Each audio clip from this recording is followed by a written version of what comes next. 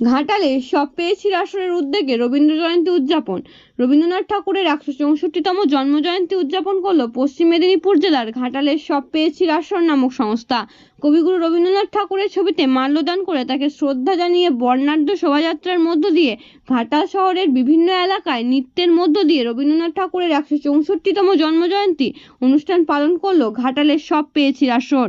পশ্চিম মেদিনীপুর থেকে শান্তনু বর্ধনের report, superfast Bangla.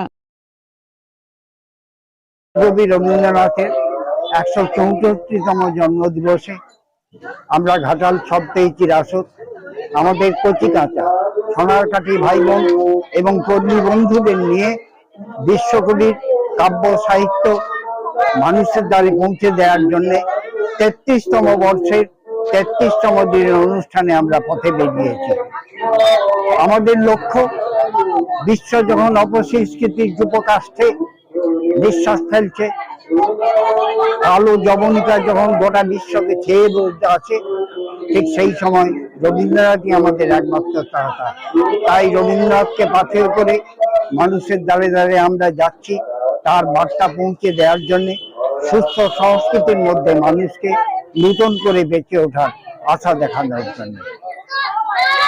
1961 সালে পৌরসভার তৎকালীন পৌরপ্রধান ডাক্তার স্বদেশ রঞ্জন চৌধুরী বিশ্বকবির মূর্তি স্থাপন করেছিলেন পৌরসভার উদ্যোগে। দীর্ঘদিন আমরা সেই প্রতিষ্ঠানে আমরা শ্রদ্ধা জানিয়েছি, কিন্তু আজকে জানি না কোন কারণে পৌরসভার অবহেলায় পড়ে আছে সেই বিশ্বকবির মূর্তি।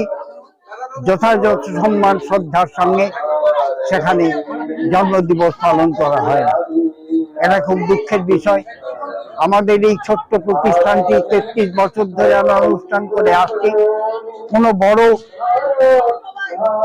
মানুষ আমাদের পিছনে নেই, কেউ আমাদের অনুষ্ঠানকে কন্ট্রোল করে না।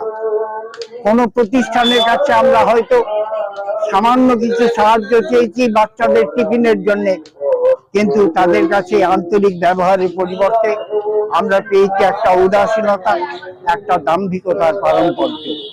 আমরা সাধারণ মানুষই আমাদের পাথেয়, সাধারণ মানুষের দ্বারে দ্বারে ঘুরে তাদের কাছে অর্থ অর্জন করে, তাদের কাছে অর্থ চেয়ে নিয়ে দীর্ঘদিন ধরে চালিয়ে আসছে আমাদের এই সব পেয়েছি আসরের অনুষ্ঠান। আশা করি মানুষের ভালোবাসা, তাদের আন্তরিকতা পাথেয় হয়ে আমাদের এই প্রতিষ্ঠানকে এগিয়ে নিয়ে যেতে সাহায্য করবে। আমার নাম মানিকচন্দ্র দাস, সম্পাদক, ঘাটাল সব পেয়েছি আসর।